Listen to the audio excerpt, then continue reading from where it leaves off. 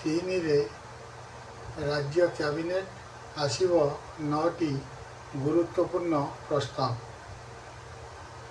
June 3ରେ ରାଜ୍ୟ cabinet ବୈଠକ ଅନୁଷ୍ଠିତ ହେବ।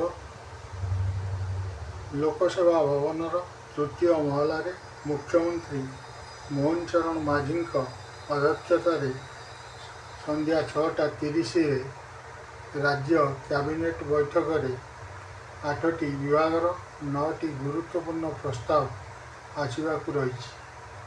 ସୂଚନା ଅନୁଯାୟୀ ରାଜ୍ୟରେ ଭାଜପା ସରକାରକୁ ଜୁନ୍ 12ରେ 2 ବର୍ଷ ପୂରଣ ହେବାକୁ ଯାଉଛି। ଏଥିପାଇଁ ରାଜ୍ୟ କ୍ୟାବିନେଟ୍ରେ 2-3ଟି ଗୁରୁତ୍ୱପୂର୍ଣ୍ଣ ପ୍ରସ୍ତାବକୁ ଅନୁମୋଦନ ମିଳିବ। ସେଥିମଧ୍ୟରେ ଅନୁସୂଚିତ ଜାତି ଓ ଜନଜାତି, ଜଳସମ୍ପଦ, ପୂର୍ତ୍ତ, ସାଧାରଣ ପ୍ରଶାସନ, ଅର୍ଥ, ରାଜସ୍ୱ ବିଭାଗର ପ୍ରସ୍ତାବମାନ ରହିଛି।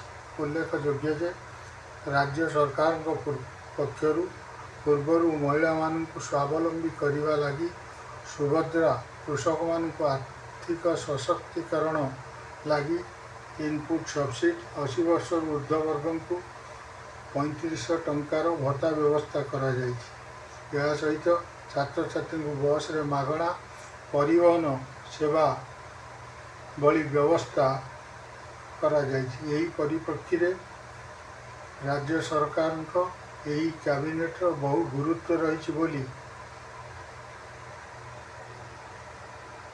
ଜଣେ ବରିଷ୍ଠ ଅଧିକାରୀ ପ୍ରକାଶ କରିଛନ୍ତି।